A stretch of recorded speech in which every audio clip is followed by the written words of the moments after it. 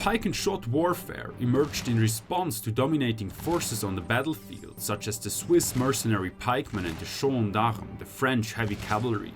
These powerhouses dominated their respective troop types throughout the late Middle Ages. The heavy French gendarmes, on the one hand, bested enemy cavalry quickly. The deepened Swiss pike square, on the other hand, protected itself successfully from enemy cavalry attacks, and its depth gave it the necessary momentum to overcome enemy infantry with steamrolling charges. If these two worked together, they were a seemingly invincible force on the battlefield. The first to successfully stand firm against these forces combined were the Spanish. But they had to learn it the hard way during the Italian wars at the Battle of Seminara in 1495. The Spanish deployed their hitherto efficient light skirmisher cavalry called jinetes and sword and buckler men joined by pikemen. The Spanish and Italian troops took position behind the river, while the French and Swiss were marching directly towards them. The Spanish cavalry assaulted the wading French knights with initial success by throwing javelins and repeatedly breaking off. But the situation soon turned sour. The inexperienced and outmatched Italian infantry routed. The Spanish troops just about managed to cover the retreat to Seminara only by desperately delaying their pursuers.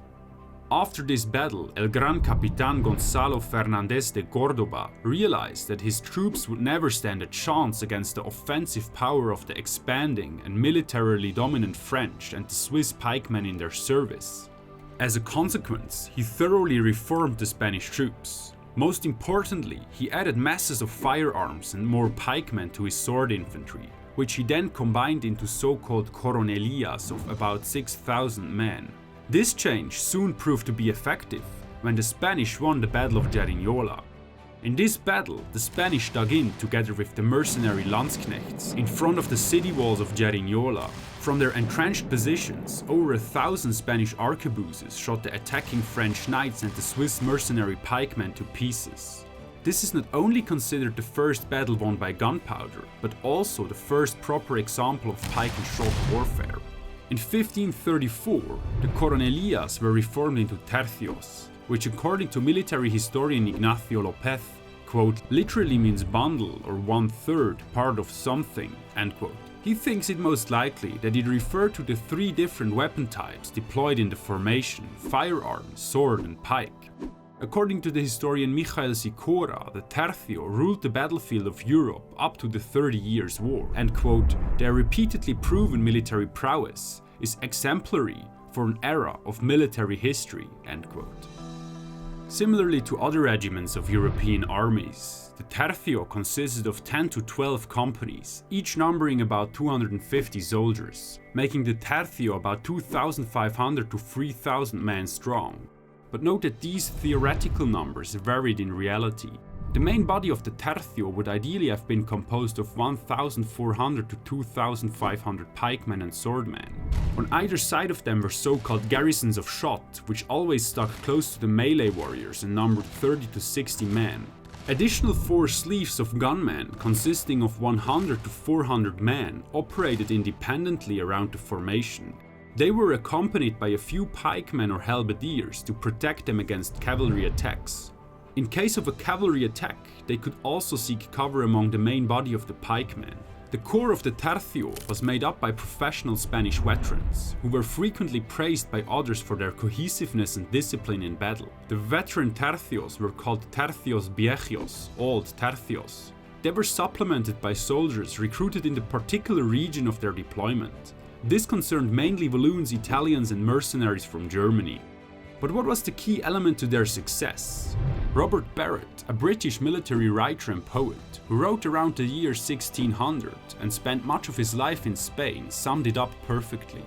The one without the other is weakened, therefore of necessity, the one is to be coupled and matched with the other, in such convenient proportion that the advantage of the one may help the disadvantage of the other, end quote.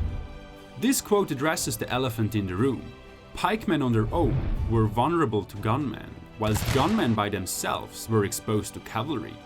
Key to the success of the tercio was not only the professionalism of its veterans, but more so the tactical symbiosis of a deepened pike formation and the relatively new technology of portable firearms. During the medieval period, an army would have simply had a corps of heavy infantry with skirmishers on the flanks or to the rear. On the flanks, the skirmishers could shoot continually, but were vulnerable to enemy cavalry. Putting them on the rear might have been safer for them, but did not allow them to shoot anymore once the melee warriors were engaged in combat. After the melee lines had engaged, they were also no longer protected in the rear. During the Pike and Shot age, the gunmen could not shoot over their friendly infantry anyways, because their bullets could not be shot in an arc. Thus, if they should have a somewhat protected position on the battlefield, they had to be integrated into the infantry formation.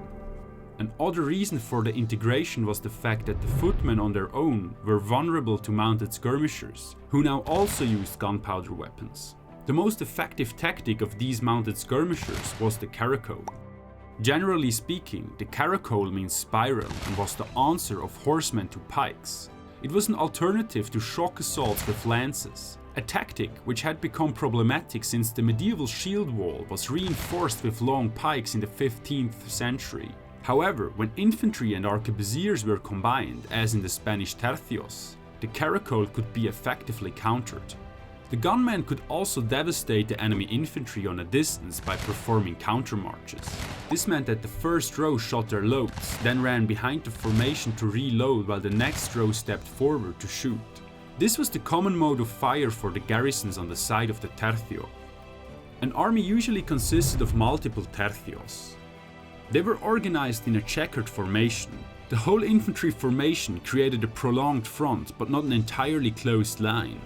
In this, the tercio differed from medieval shield walls or later line battle formations.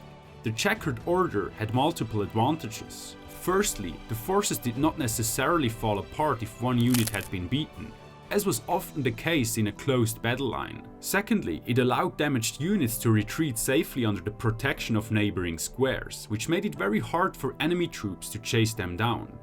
In the same way, it was possible to replace exhausted troops with reserve units, without having to give up the formation. Thirdly, smaller units were clearly separated, which prevented panic and disorder to spread. The division into smaller entities also allowed the commanding officers much finer tactical interventions. This in turn made the commandment much more complicated and led to a professionalization of the commanding officers. As firearms developed, they became more important.